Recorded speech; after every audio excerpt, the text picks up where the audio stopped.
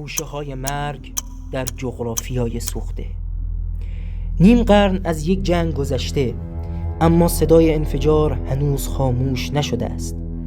در صحنه نبرد، نه در پادگان ها، بلکه در مزرعه‌ای که کودکی دست مادرش را گرفته تا خوشه برنجی بچیند.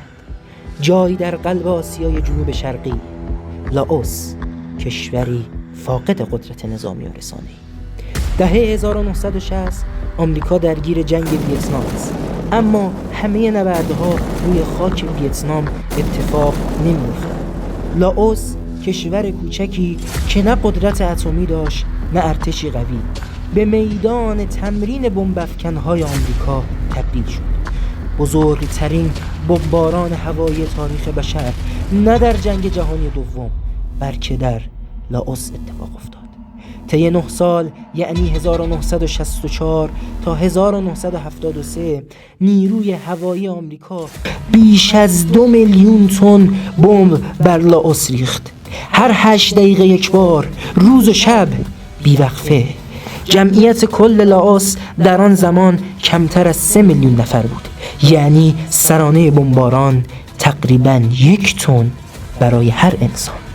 اما ماجرا فقط حجم بمب‌ها نیست، ماجرا نوع بمب‌هایی است که ریخته شد. بمب‌های خوشه‌ای. این بمب‌ها هنگام افتادن به زمین به صدها بمب کوچکتر تبدیل می‌شوند. بمب‌هایی که بسیارشان هرگز منفجر نشدند. امروز بیش از 50 سال بعد مردم لاوس هنوز با مرگ زندگی می کنند.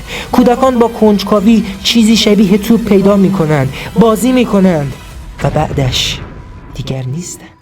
طبق گزارش رسمی سازمان ملل، بیش از 20,000 نفر بعد از پایان جنگ در لاوس بر اثر این بمب‌های عمل نکرده کشته یا معلول شدند. قربانیان اغلب کشاورز، کودک یا زنان خانه‌دار بودند. و سوال اینجاست: چرا؟ آیا لاوس تهدیدی برای آمریکا بود؟ آیا مردمش سلاحی داشتند که توازن جهانی را برهم میزد؟ نه، فقط به خاطر اینکه ضعیف بودند و قدرتی در دفاع از خود نداشتند.